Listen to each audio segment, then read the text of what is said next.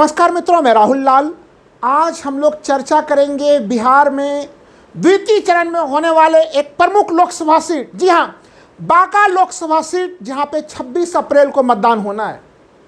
यह सीट हमेशा से चौंकाने वाला सीट रहा है।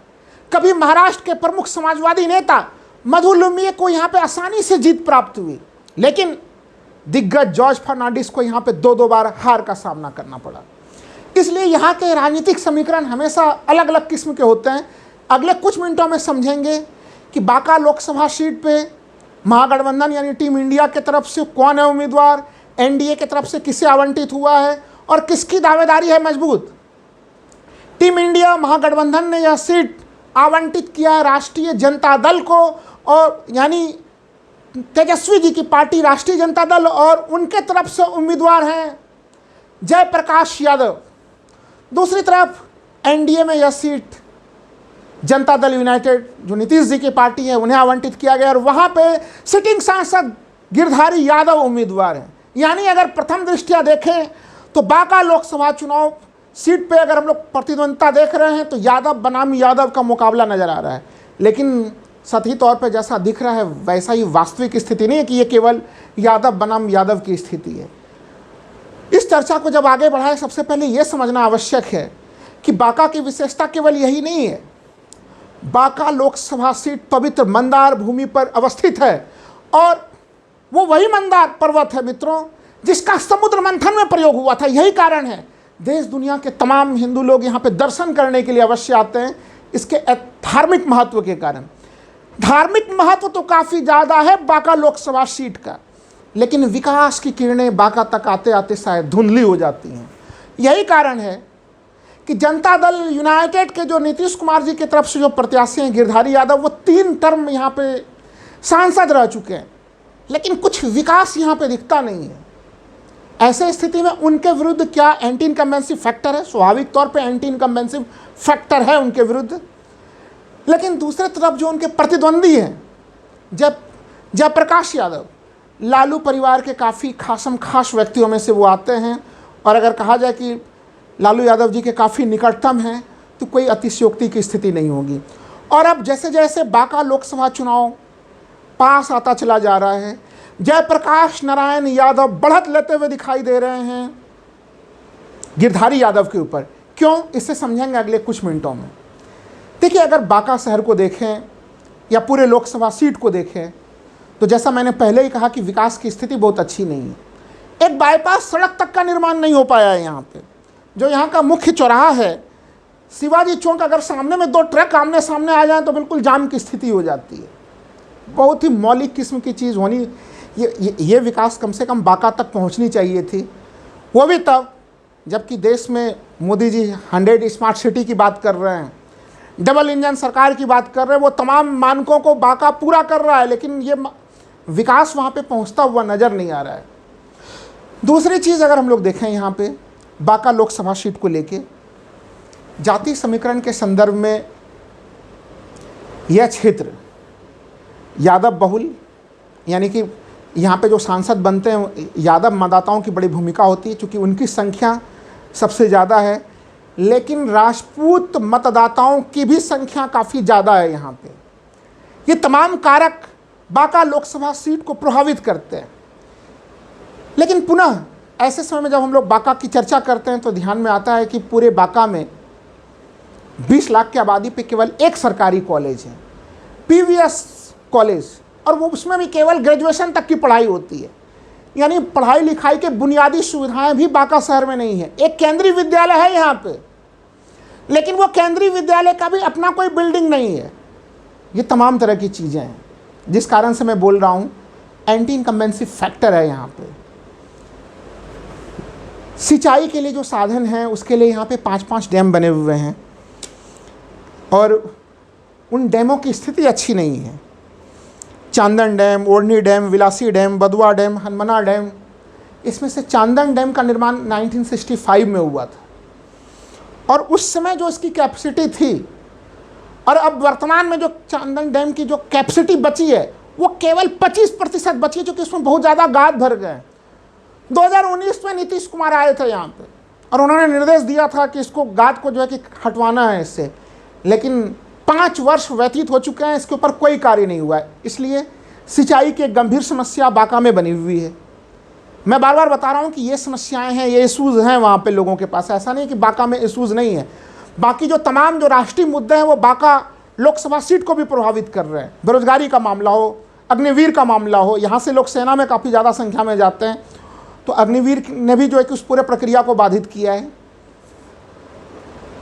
इसके अतिरिक्त अगर यहाँ के पूरे मामले को देखें कि जो चुनाव प्रक्रिया को कौन कौन और प्रभावित कर रहे हैं, तो हम जैसा मैंने पहले कहा कि यहाँ पे अगर मान के रखें कि कम से कम 3.5-4 लाख के आसपास जो है कि मोटे तौर पे यादव आबादी है यहाँ पे। उसके बाद राजपूतों की संख्या काफ़ी ज़्यादा है, वो भी 2.5-3 लाख के आसपास उनकी भी आबादी है बांका लोकसभा सीट पर। और यहाँ पे एक प्रमुख राजपूतों के एक प्रमुख नेता, हालांकि केवल राजपूतों के प्रमुख नेता के रूप में भी उनका वर्णन करना सही नहीं होगा, दिग्विजय सिंह हुआ करते थे प्रमुख सांसद, जिनको प्रदेश के लोग जो है कि उन्हें काफ़ी उनको प्यार मोहब्बत उन्हें लुटाया करते थे। 2009 में वो सांसद भी बने थे। लेकिन दिग्विजय सिंह को बांका लोकसभा सीट में लोग दादा कह के पुकारा करते थे। हालांकि और उनके असामयिक निधन के बाद यहाँ पे उपचुनाव होते हैं। बांका में 2010 में उपचुनाव हुए लोकसभा को लेके, और उनकी पत्नी पुतुल कुमारी, उन्होंने उपचुनाव में जो है कि भाग लिया और वो सांसद भी रहीं। लेकिन अभी इस समय अगर हम लोग वर्तमान समय में परिस्थिति देखें तो इस लोकसभा सीट पे गिरधारी यादव को टिकट प्राप्त हो रहा है बार बार। पुतुल कुमारी अभी राजनीति के क्षेत्र से बाहर हैं। उनकी बेटी श्रेयसी सिंह वो विधायक जरूर है, लेकिन खुद उनका जो पूरा का पूरा अगर उनके राजनीतिक स्थिति को देखें, जिस तरह से वो दिग्विजय सिंह के विरासत को श्रेयसी सिंह संभाल रही हैं, वो विधायक हैं जमुई में, लेकिन जमुई का लोकसभा सीट जो है कि वो सुरक्षित है। ऐसे स्थिति में अगर सांसद बनना है तो उनके लिए भी आवश्यक है कि वो बांका लोकसभा सीट की तरफ आए। ऐसे स्थिति में राजपूत समुदाय के लोग भी ये समझ रहे हैं इस समय कि अगर गिरधारी यादव फिर से जीते तो फिर दिग्विजय सिंह के उत्तराधिकारियों को कभी भी जो है कि बांका में वो मौका नहीं मिल पाएगा उन्हें। और भी बहुत सारे कारण हैं यहाँ पे। तो इस तरह से राजपूत मतदाता 2019 में जिस तरह से सीधे सीधे वो उन सबों का वोट गिरधारी यादव को प्राप्त हुआ था, वो परिस्थितियाँ 2024 में बनते हुए नजर नहीं आ रही। अच्छा, ये घटनाक्रम तो राजपूत समुदाय से संबंधित रहा। यहाँ पे जिस प्रकार से नॉमिनेशन कुछ निर्दलियों के खारिज हुए, और उसमें से एक प्रमुख नॉमिनेशन जो खारिज हुआ वो व्यक्ति हैं जवाहर झा। वो सुप्रीम कोर्ट तक आ गए। उनके नॉमिनेशन को जब खारिज किया गया तो सुप्रीम कोर्ट तक उन्होंने जो है कि यात्रा की। हालांकि हम लोग जानते हैं कि इस समय तमाम संवैधानिक संस्थाएं किस रूप में काम कर रहे हैं, उन्हें अब तक उन्हें कोई विशेष राहत उन्हें नहीं मिल पाया है। और सूरत के प्रकरण से तब पूरे देशवासी समझ रहे हैं कि इस देश में नॉमिनेशन किस तरह से फाइल होता है और किस तरह से उसे खारिज कर दिया जाता है। जवाहर झा अच्छा खासा जो है कि कम से कम अपने कम्युनिटी में और बाकी अन्य स्थानों पे अच्छा खासा प्रभाव जमा रहे थे। और अगर उनका प्रभाव नहीं भी था तो नॉमिनेशन जिस तरह से उनका खारिज किया गया, कहीं न कहीं वो सहानुभूति के पात्र, सिंपैथी के पात्र बन रहे हैं ब्राह्मण समुदाय में। और ब्राह्मण समुदाय के लोगों को अब ये लगने लगा है कि उनके समूह का कोई व्यक्ति निर्दलीय चुनाव लड़ना चाह रहा था और उन्हें निर्दलीय चुनाव लड़ने से रोका गया। क्यों रोका गया? कि अगर वो इलेक्शन में खड़े होते और कुछ वोट भी अगर जो वो काटते, उनके पास ब्राह्मण समुदाय के जो वोट आते, अंततः वो गिरधारी यादव यानी जनता दल यूनाइटेड के प्रत्याशी को नुकसान पहुंचाता।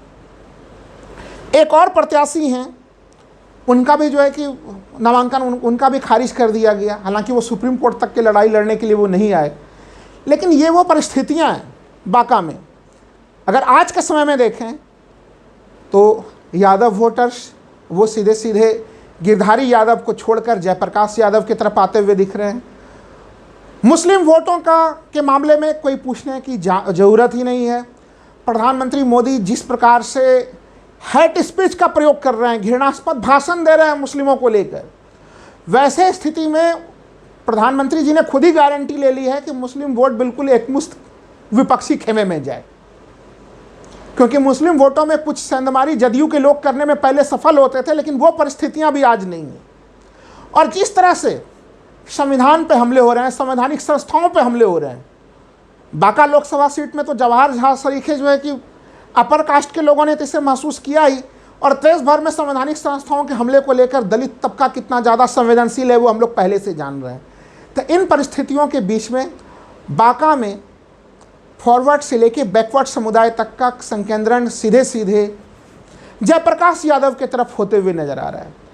2019 के बहुत सारे लोगों को ये प्रश्न पूछ रहे होंगे लोग कि 2019 के लोकसभा चुनाव में गिरधारी यादव ने एक अच्छी खासी बढ़त ली थी, अच्छे खासे मतों से वो जीते थे। उस गैप को जयप्रकाश यादव कैसे पूरा करेंगे? उसी का मैं उत्तर दे रहा हूं कि जयप्रकाश यादव काफ़ी आसानी से उस गैप को पूरा ही नहीं कर रहे हैं, उस गैप से आगे बढ़ते हुए नजर आ रहे हैं। 3 बार के सांसद रहने के कारण गिरधारी यादव के विरुद्ध एक एंटी इनकम्बेंसी फैक्टर की स्थिति तो है ही।